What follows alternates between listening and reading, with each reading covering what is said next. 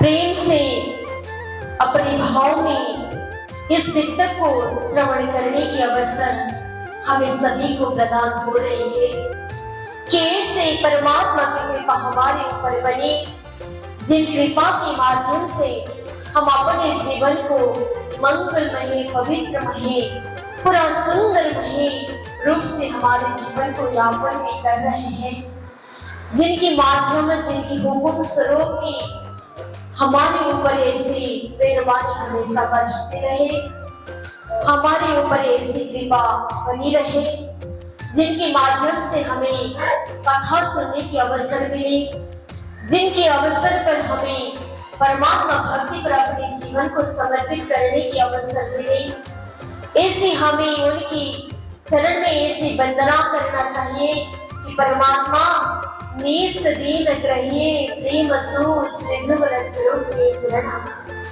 हे परमात्मा, मैं तो आपके सानिध्य को, उस शरण को प्राप्त करने के लिए ही निस्दीन याद में रहूं कि आप ही मेरे ऊपर ऐसी कृपा बनाए रखें।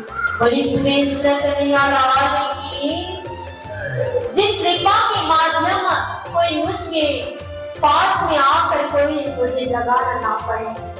जैसे प्राणनाथ जी महाराज हर जगह जा रहे हैं, पर उन्होंने अनेक तरह सुंदरता को जगाना पड़ रहा है। देखियो, जिन जिन जगह पर जाते हैं तो कभी कभी गुस्सा में भी पड़ना चाहिए।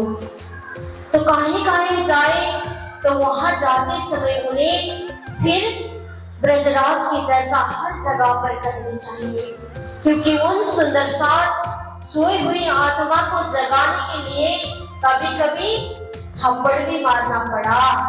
तभी इस प्रसंग को आगे चलते हुए श्रवण करते हैं। तो ऐसी परमात्मा की हमारे ऊपर मेहरबानी हुई कि हमारे ऊपर कोई किसी को डांट के समझा नहीं रहे हैं ना। परमात्मा की वाणी रूपी वचन हमारे पास में आके इस वाणी को श्रवण करने के अवसर हमें प्राप्त हो रही है।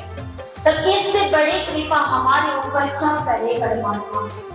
तो हमें समझना चाहिए कि मैं कितना जागा हूँ और मैं कैसे संसार में रहकर परमात्मा की भक्ति कर रही हूँ।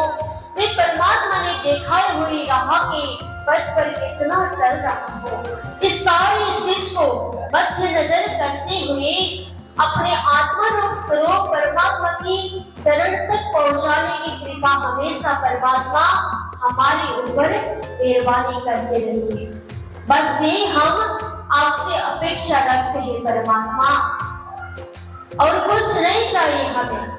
संसार की धन दौलत अपनी आवश्यकता की चीज हुई, पर अपने जो परमात्मा के पास में जो हमारी आत्मा की सुरता उन पर जागृत होती है, उस जागृत की सुरता हमेशा परमात्मा के चरण में समर्पित हो जाए। बोले कृष्ण कन्हैया लाल की, प्राणनाथ प्यारे की। तो कल हमने ये बात की श्रवण किए थे कि जब चिंतामणि भाई ठट्टा नगर में पूरी तरह चमत्कार की ज्ञान वितरण करते बैठे थे, तो उन्होंने अनेक प्रकार के चमत्कार की लीला लोगों के ऊपर दिखाते थे, तो लोग उनके ऊपर आकर्षित करते थे। बोले कृष्ण कन्हैया लाल की। इस प्रकार प्राणनाथ जी महाराज ठट्टा नगर में बैठते समय वहां चिंतामणि भाई की जागने के कार्य के पथ पर चले गए। तब वहां के माहौल देखने के लिए आचार विचार शुद्धता किस ढंग से बैठे हैं, कि सारी देखभाल के लिए पहुंच जाए।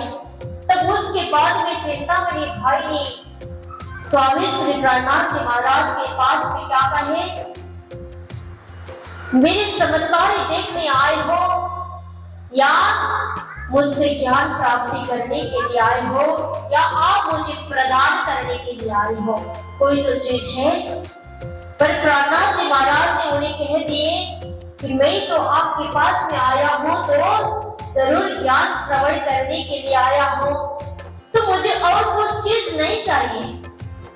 अगर मैं संसार के चमत्कार के पीछे लागूं तो वो तो क्षणिक के लिए ही होगा, तो मुझे चमत्कार की चीज जरूरी नहीं है देखना।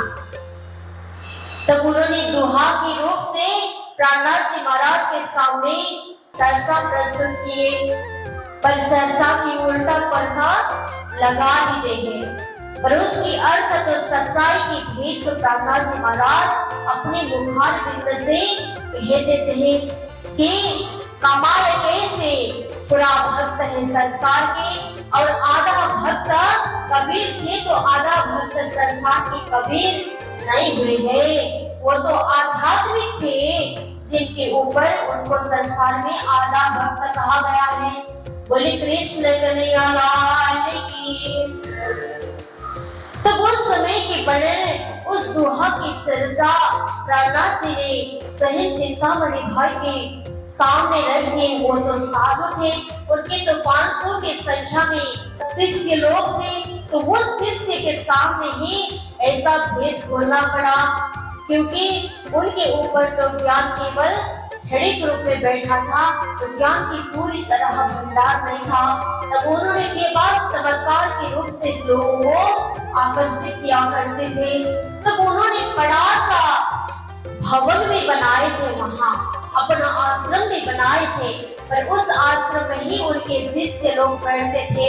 तो बहुत सारी संख्या में उनके पास शिष्य थे, तो उन शिष्यों ने भी ये तो गजब की बात उन्होंने कह दिए। तब वहां जितने भी लोग संख्या में बैठे थे, तब प्राणनाथ जी महाराज की चर्चा को श्रवण करके पूरे लोगों ने प्राणनाथ जी की जयकार मनाए, क्योंकि उन्होंने अच्छी ज्ञान के प्रदान किए। तो बहुत गजब की चर्चा हुई यहाँ पर। तो ये संत कहाँ से आए हैं, तो उन्हें हर जगह में चर्चा तो हुई होगी।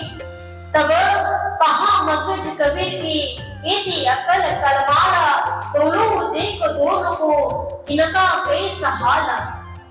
तो ऐसे हाल अब प्राणनाथ जी महाराज वहां से खड़े होकर जहां पहले बैठते थे तब वहीं लौट जाते हैं।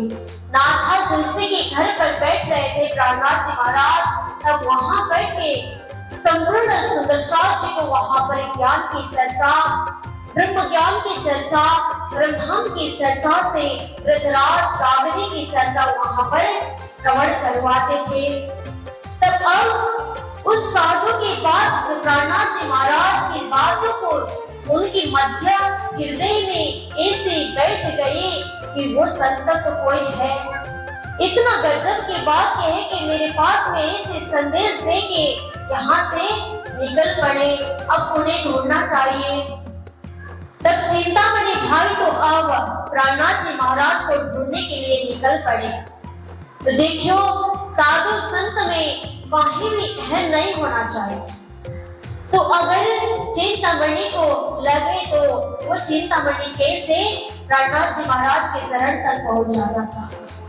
तो यहाँ तो ज्ञान की महिमा हो गई है कि प्राणनाथ जी महाराज तो वहीं के एक दो लोग सुंदरसार को ले गए थे होंगे, पर उनके संख्या में जितने लोग वहां बैठे थे उतनी संख्या में प्राणनाथ जी ने उनके साथ वे नहीं गए थे।